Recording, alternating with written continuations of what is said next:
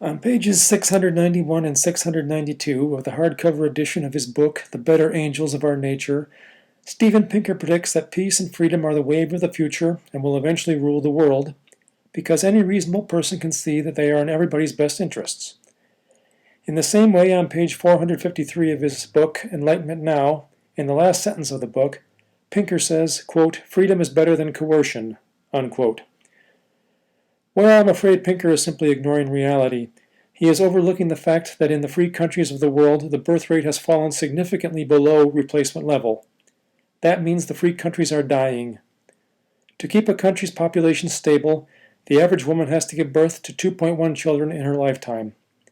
Every country in Europe, except Albania, is below that level.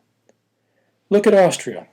Austria is one of the few countries in Europe that asks questions about religion in the census, and our recent census found that the average Catholic woman there had 1.32 children, the average Protestant woman had 1.21, the average Muslim woman had 2.34, and the average non-religious woman had only 0.86. Those facts can be found on page 119 of the book Reflections on the Revolution in Europe by Christopher Caldwell. Women find pregnancy burdensome, and men and women both find raising children to be annoying, so they will not do it often enough to keep the human race going unless they believe in a religion that tells them that reproduction is a commandment. Now, when the free countries disappear, who will be left? Militant Muslim countries, probably, and perhaps China's rulers will start forcing women to reproduce whether they want to or not. And of course, some Christian groups, such as Mormons and old-fashioned Catholics, have high birth rates, so perhaps a government run by those groups will be established in the United States.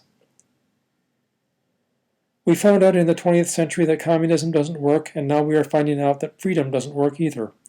When people are free to run their own lives, they don't reproduce enough to keep civilization going. Free countries will die out, but countries run by strict religious groups, who don't allow women to be free, who ban abortion and maybe contraception too, will survive. Steven Pinker and people like him should face that fact.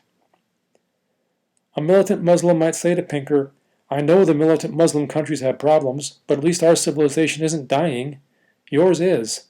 So why should we want to be like you?"